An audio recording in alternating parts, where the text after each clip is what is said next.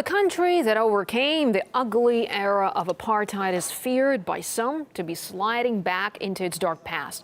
But now it's South Africa's white population that's said to be becoming a victim of racism. RT's Paul Slier investigates. Kuni Marie is preparing for a genocide against his people. His plans are in place. His community is ready to flee. We have been planning for 8 years. It started simple. The idea was to give people an option. We've divided the country into 27 provinces and divided those further into groups. Each group has its own plan. Since 1994, when South Africa elected its first black government with Nelson Mandela at the helm into power, more than 3,000 white farmers are said to have been murdered. Relatives claim finding and prosecuting the culprits has never become a priority of the South African police.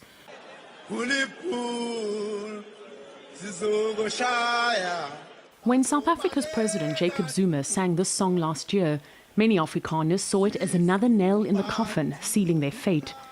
There are some 3 million Afrikaners who live across South Africa, descendants of primarily Northern Europeans who arrived in the country 3 to 4 centuries ago. Genocide Watch has said that right now we're at the stage, or level 6, where level 7 is when the actual killing starts.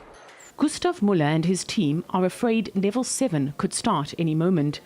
A former intelligence officer in the South African army, it was easy for Gustav to read the warning signs. We are believers, and in our Bible it says if you notice warning signs, you must convey it. If you don't, you will have blood on your hands. As head of the movement, Gustav has established a countrywide operation with more than 100 safe areas. The idea is that when the alert is given, people will be notified via SMS.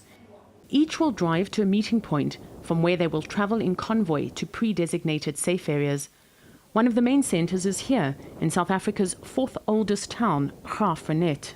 The death of Nelson Mandela is a risk scenario. He's a political icon, and his passing could see violence flaring up again. From legally sanctioned economic discrimination against whites to the farm murders targeting Afrikaners, the problems are only getting worse.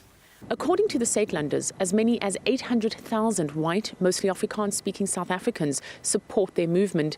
Many have already begun collecting blankets and other emergency provisions. Wendy McFarlane is a mother who worries for her son's future. She joined the Sakelanders because it gives her some control over a situation she'd otherwise feel powerless about. If anarchy breaks out, there's a place I can go where I can be safe. I joined to give my son and myself a place to go.